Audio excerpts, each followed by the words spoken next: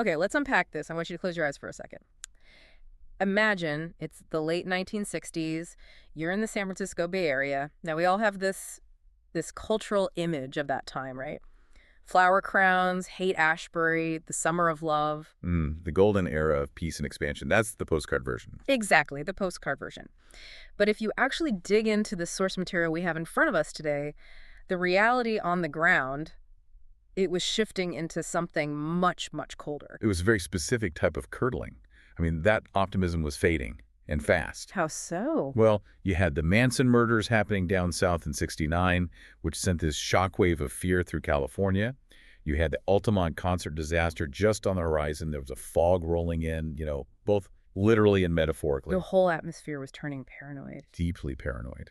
And walking right out of that fog is a figure who I think really defines that paranoia. We're talking about the Zodiac killer. Now, I know what you're thinking. You've probably seen the David Fincher movie. Which is a masterpiece, by the way. An absolute masterpiece. And we'll definitely get to that. Or, maybe you've just seen the memes on the internet. Right.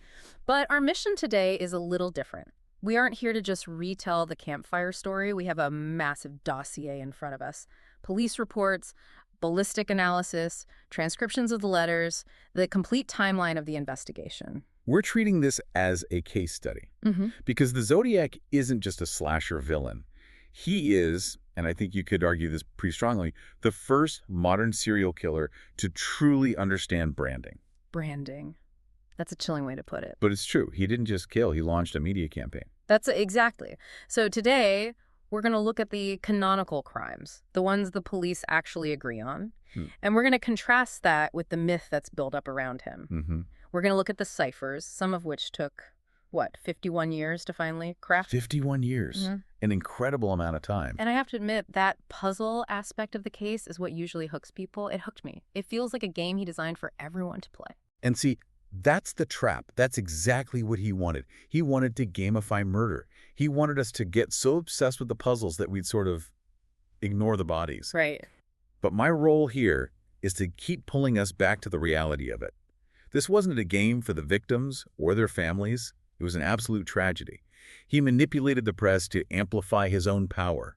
But underneath all the ciphers and that cool, spooky symbol, there was just a pathetic, brutal man with a gun. A really important distinction to make. So let's start with the hard numbers, because even that is just a mess of misinformation. It really is. If you read the Zodiac's final scorecard, he claimed to have killed 37 people. That is a staggeringly high number for a serial killer. It is, but let's be clear. There is absolutely zero evidence to support a number anywhere near that high. So it's just bluster. It's bluster.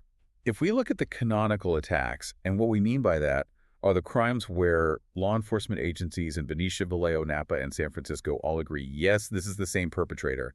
We're looking at exactly 4 events. Just 4 attacks. 4 attacks. They involve 7 victims. 5 of those people were killed, and 2, miraculously, survived. And the timeline for those attacks is surprisingly compressed, isn't it? We tend to think of the Zodiac as this figure who haunted California for a decade. Right, like he was a permanent fixture. Yeah. But the actual spree of violence, the core attacks, they lasted less than a year. Less than a year. It all happens between December 1968 and October 1969.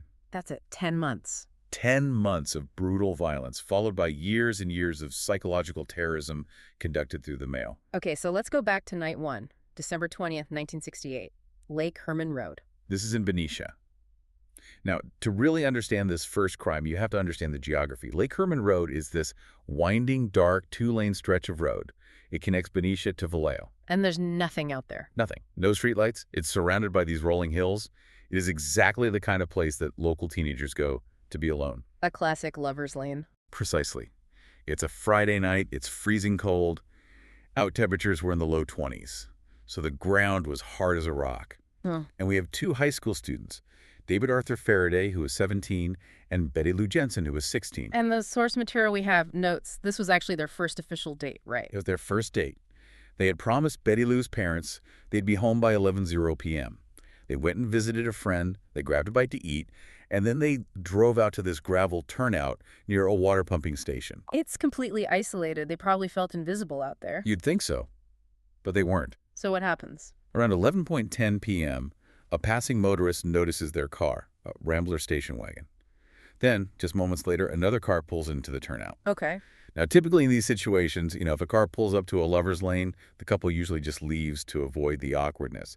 But the second car, it pulls up right alongside them. It basically blocks them in. And this is where the forensic reconstruction gets just terrifying. He doesn't, like, snipe them from the bushes or something. No. He gets out of his car and walks right up to them. Oh, wow. He's using a .22 caliber semi-automatic pistol. Uh-huh. And the first thing he does is fire into the rear right wheel well of their car, and then he shoots out the rear window. He is aggressively, violently forcing them out of the vehicle. So it's just panic, absolute chaos in the pitch dark. Total chaos. David Faraday is in the driver's seat. He opens his door, maybe to surrender, maybe to try and confront the attacker, we'll never know.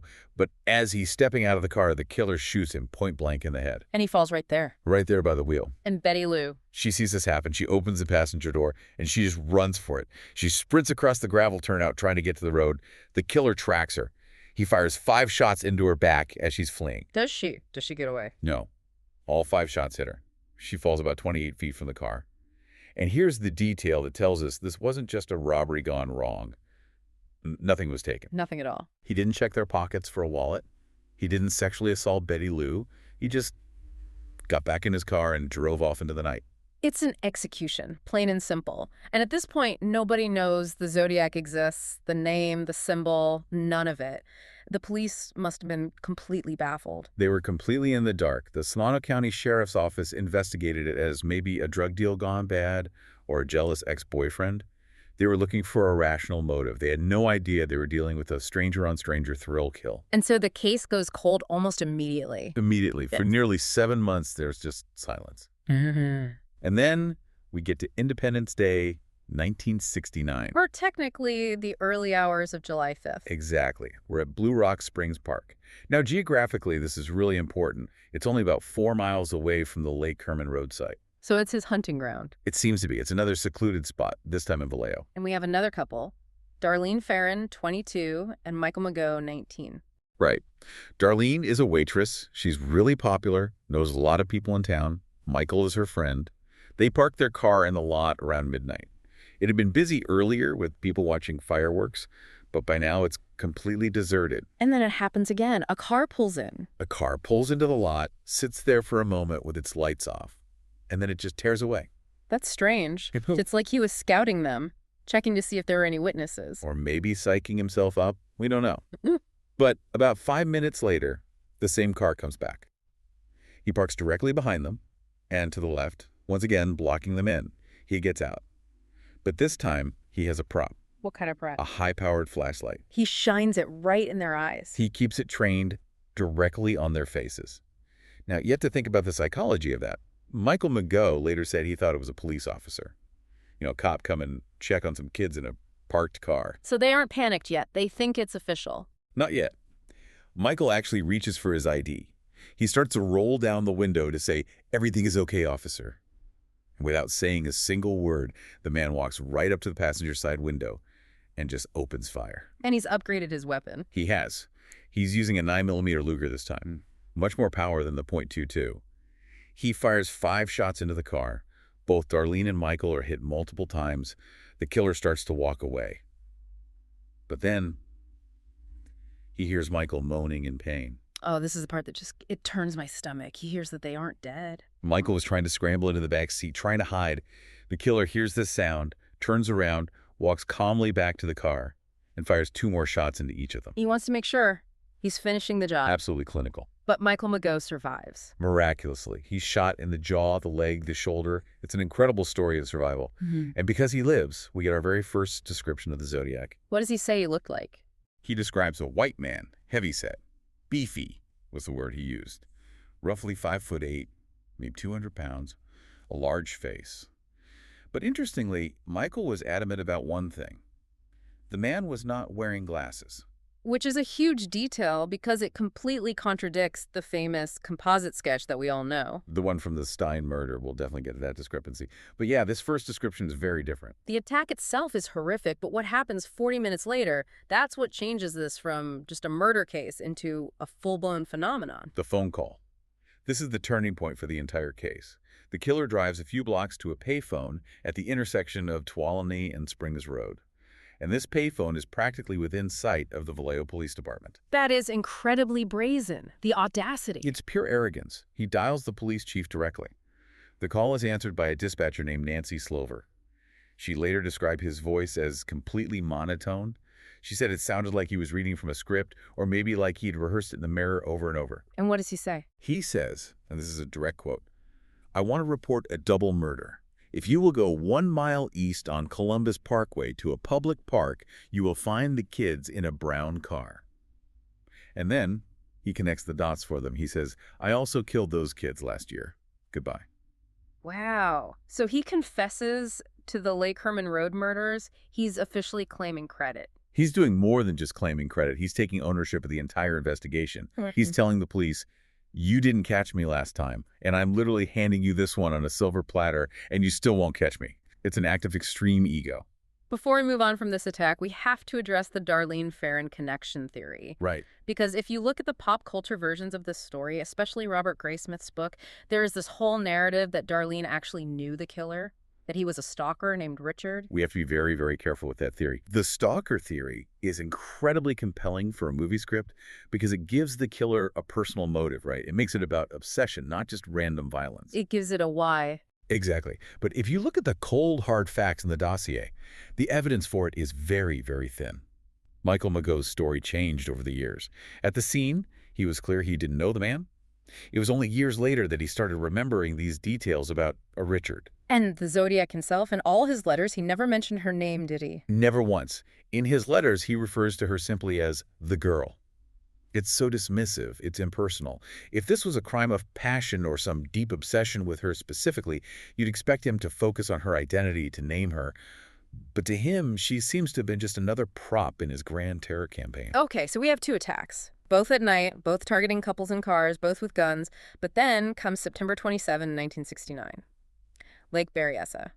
And this is where the nightmare just shifts gears completely. It breaks every single pattern he had established. First, it's in broad daylight, late afternoon. Not at night. No. Second, it's not in a city or on a roadside turnout. It's at a remote recreational lake up in Napa County. And third, the costume. The costume is the single most theatrical, terrifying detail in this entire case. I want you to describe it for the listeners because it sounds like something straight out of a comic book. It's completely absurd, which somehow makes it even scarier. One of the victims, Brian Hartnell, he survived, and he described a man stepping out from behind a tree. He's wearing a black executioner's hood. It's square on top that drapes all the way down to his waist. Unbelievable. And it has clip-on sunglasses sewn over the eye holes. And the symbol. He's wearing the symbol. Right on his chest, there is a white bib, kind of like a tabard, with a white circle and a cross woven into it. The Zodiac symbol. He's wearing his own logo. He is literally branding himself in person. He's become his own mascot. He's holding a gun, but he also has a long knife in a sheath on his belt.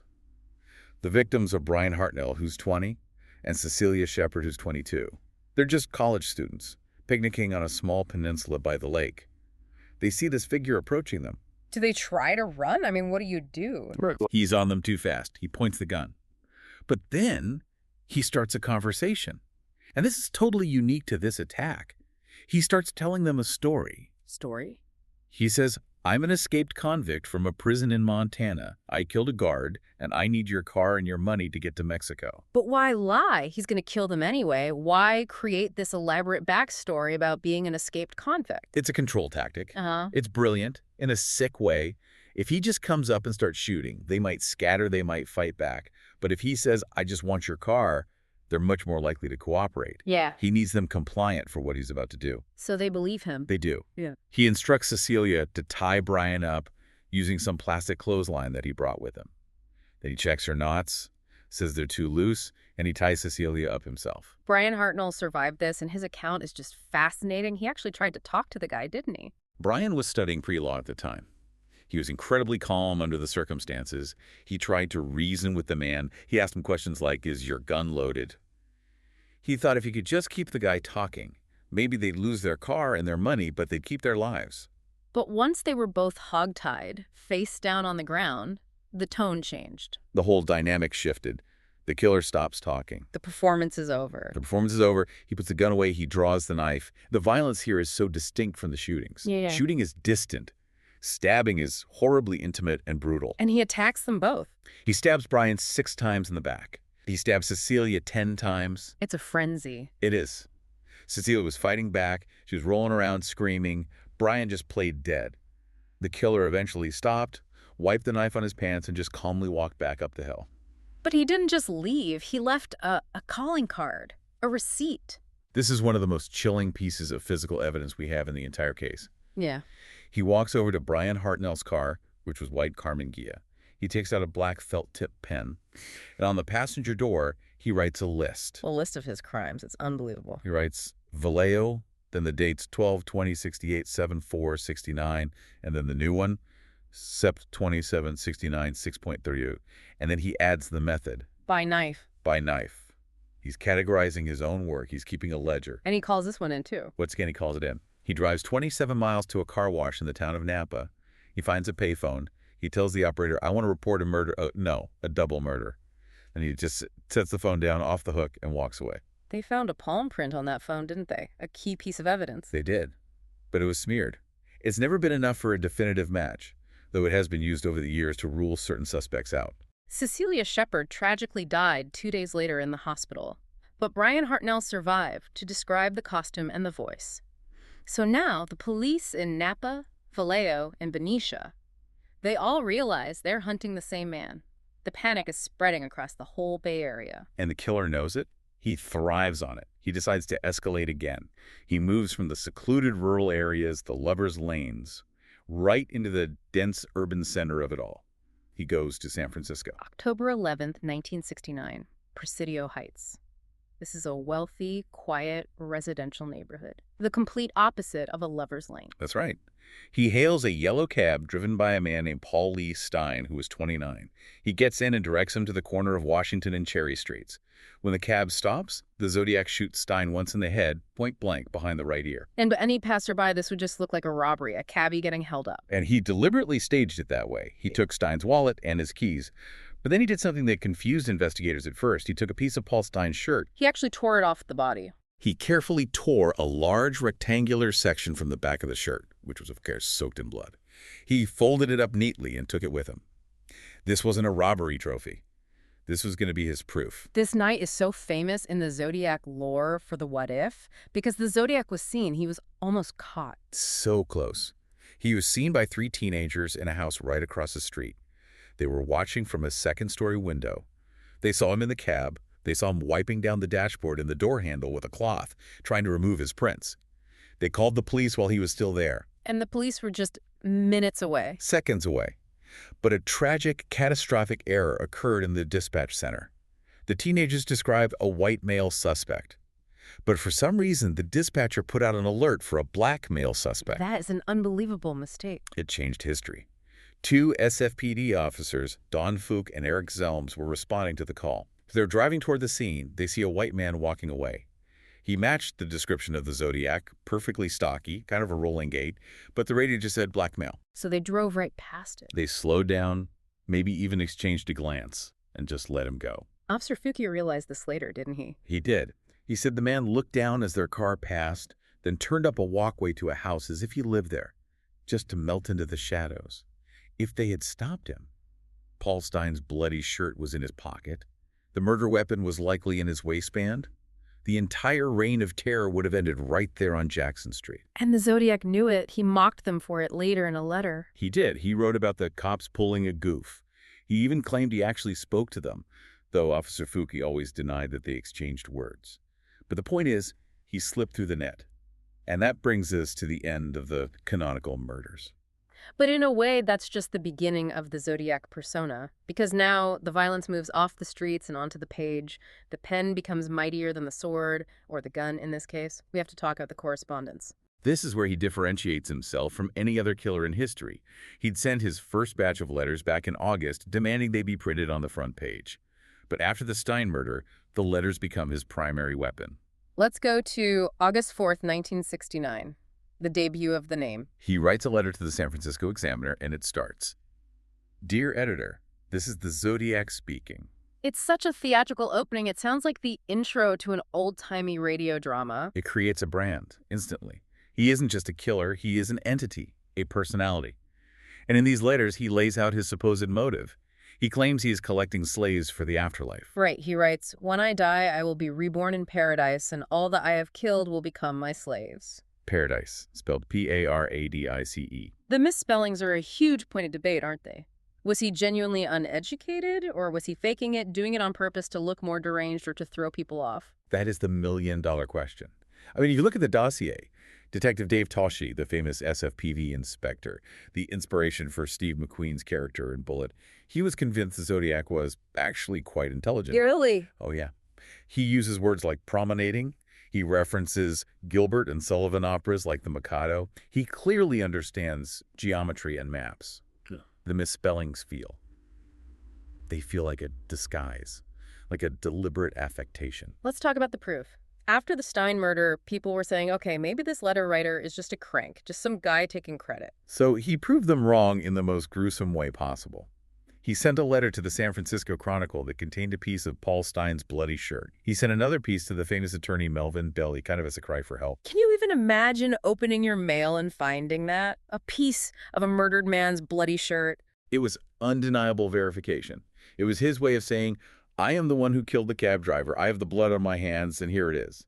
And then the threats just escalated. He stopped talking about shooting couples in cars and started talking about mass casualties. The school bus bomb, this is the one that really terrified the entire Bay Area. He sent a diagram, a detailed hand-drawn schematic of a roadside bomb. He claimed he could detonate it as a school bus passed by. And he wrote, in what is maybe his most monstrous sentence, just shoot out the front tire and then pick off the kiddies as they come bouncing out. It's purely monstrous. It created absolute panic. For months, police cars had to escort school buses on their routes. They had helicopters flying over bus routes. He held the entire school system hostage without ever having to plant a single device. It was pure psychological terrorism by letter. And he was keeping score. At the bottom of so many of the letters, he'd draw a little box score. Zodiac empty number. SFPD equals 0. And the numbers just kept climbing. 10, 12, 17, eventually all the way up to 37. He was almost certainly taking credit for random murders he was just reading about in the paper, just to puff up his own score. Which brings us to the thing that really cemented his legacy in a way that, even the murders didn't. The ciphers, the puzzles. With cryptograms. There were 4 main ones that he sent. Let's start with the first one, the Z408. This was the big one, sent in 3 separate parts to 3 different newspapers. And if you look at it, it just looks like a wall of gibberish. It's full of Greek symbols, weather icons, Morse code dots, Navy semaphore flags. The FBI's crypto unit couldn't crack it. The CIA couldn't crack it. The NSA couldn't crack it. So who did? Who broke it? A high school history teacher from Salinas, California, named Donald Hardin and his wife, Betty. They were sitting at their breakfast table with the newspaper. I love that. A couple of amateurs beat all the pros at the national security agencies. How on earth did they do it? Well, it was a homophonic substitution cipher. That's a fancy way of saying he used symbols to replace letters of the alphabet. But he made it tricky. He used multiple different symbols for common letters like E and T, so you couldn't just count the frequency of the symbols to figure it out. So how'd they find a way in? It was Betty who had the brilliant insight. She said, this guy is a complete egomaniac. He's going to talk about killing. Look for the word kill. They looked for a pattern of double letters, like the double L in kill. Exactly. They found a 4-symbol pattern that repeated. They guessed it might be K-I-L-L. They plugged in those letters, and from there, the whole lock it clicked open. And the message was? I like killing people because it is so much fun. It went on to talk about man being the most dangerous animal and reference the short story, The Most Dangerous Game. But the one thing everyone wanted, his name, it wasn't there. No. He taunted them about it. The message ended.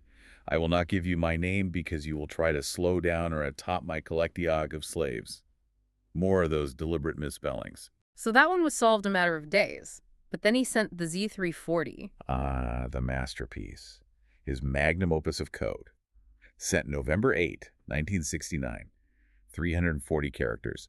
A much tighter, more complex grid. This one went unsolved for 51 years. 51 years. I mean, just think about that. The entire original investigation went cold, DNA technology was invented, the internet was born, and this single piece of paper just sat there, completely unread. Until December of 2020. And again, it wasn't the FBI who finally cracked it. It was an international team of civilians. An American software engineer named David Oranchak, an Australian mathematician named Sam Blake, and a Belgian programmer, Arl van Eyck. And they used modern computing power, right? They did. They used a program called AZ Decrypt. They ran, I think, something like 650,000 different simulations, trying every possible way of reading the grid. They finally realized the Zodiac didn't just swap symbols for letters, he scrambled the reading order. He had to read it diagonally, then shift down one row, then over two columns. It was incredibly complex. And after 51 years, the secret message was? It was. Well, from an investigative standpoint, it was a bit of a letdown. No name, no confession. It basically said, I hope you're having lots of fun in trying to catch me. I am not afraid of the gas chamber because it will send me to paradise all the sooner. But it did prove he was still watching the news coverage, because he mentioned a TV show, didn't he? He did. A few weeks before he sent that cipher, a man claiming to be the Zodiac had called in to a local TV show called AM San Francisco. The cipher message explicitly says, that wasn't me on the TV show. So it proves he was obsessively monitoring his own media coverage. What about the unsolved ones? There's the really short one, the Z13. That's the one that haunts everyone. It starts with the text, my name is Tell, followed by 13 symbols. The problem here is pure mathematics. A 13-symbol cipher is just too short to verify a unique solution. You could force almost any name to fit. What do people think it says? Oh, the theories are all over the place. Some think it's a joke, that it decrypts to Alfred E. Newman from Mad Magazine. Others think it's a real name. But unless we find the original key he used, it's functionally unsolvable. And then there was the map puzzle. Right. He sent a map of the San Francisco Bay Area centered on Mount Diablo. He drew his crosshair symbol over the peak and told police to set the map to magnetic north. He claimed that this would show where a bomb was buried. Did they find a bomb? No bomb was ever found. But investigators later realized something very curious. If you place a compass on the peak of Mount Diablo on that map, the locations of his first two attacks align along a specific radian angle. A radian? That suggests some kind of technical knowledge. It implies he knew the difference between magnetic north and true north. Maybe he had military training, maybe surveying or engineering experience. It was another tantalizing but ultimately frustrating clue. Okay, so we have the canonical crimes, the letters, the ciphers, but he claimed 37 victims. Who else is on that unconfirmed list? This is where it gets really murky. This is the unconfirmed list. Right. Once the Zodiac became a media celebrity, basically every unsolved murder in California from that era got looked at through a Zodiac lens. And the Riverside case is the biggest one. Cherry Jo Bates. 1966. This is 2 years before the official start of the canonical murders. Cherry Jo was a college student in Riverside who was found brutally stabbed to death in an alleyway near her library. And the details of that case are just eerily similar to Zodiac. Incredibly so.